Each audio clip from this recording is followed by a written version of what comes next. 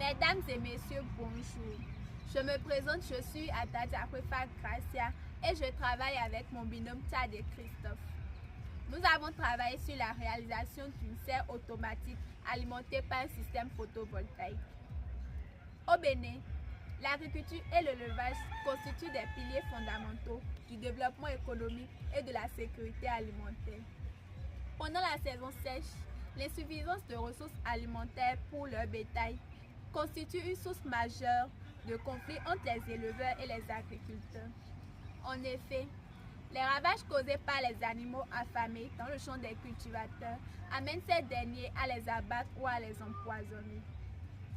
Pour faire face à cette tension, le gouvernement béninois a lancé en mai 2023 le projet de sédentarisation des troupeaux de ruminants qui vise à mettre fin à la transhumance et à réduire les conflits agro-pastoraux. Cependant, cette sédentarisation entraîne un accès limité aux ressources fourragères.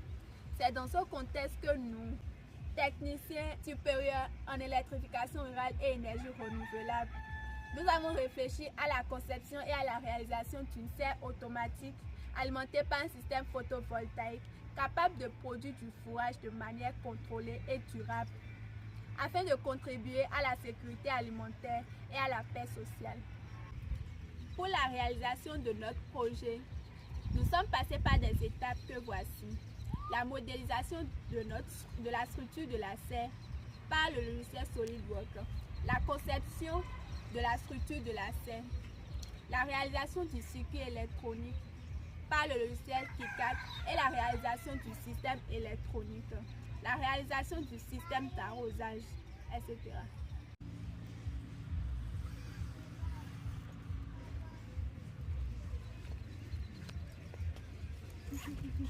Au bout de 14 jours de germination, nous avons obtenu les résultats que voici.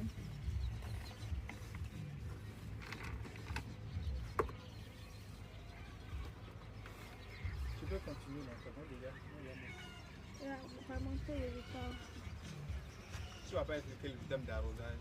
Voici l'expérience finale du système électronique de la serre automatique alimentée par un système photovoltaïque. Déjà au début, l'utilisateur inscrit la valeur voulue, la valeur de la température et la valeur de l'humidité du sol. Donc j'inscris 30. Pour un clavier. Et pour l'humidité du sol, j'inscris 50.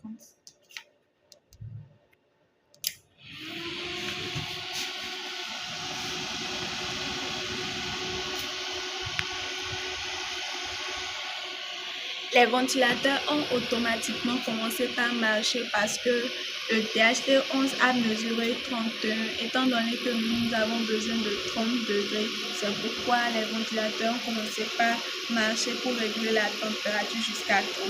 Lorsque la température viendra à 30, ça va automatiquement s'éteindre aussi.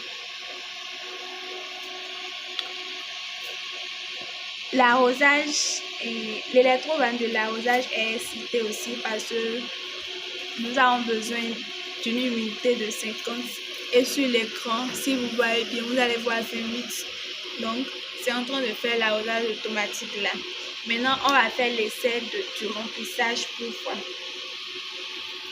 Lorsque le niveau haut et le niveau bas vont s'ouvrir, l'électrovanne s'est excité et le remplissage a commencé.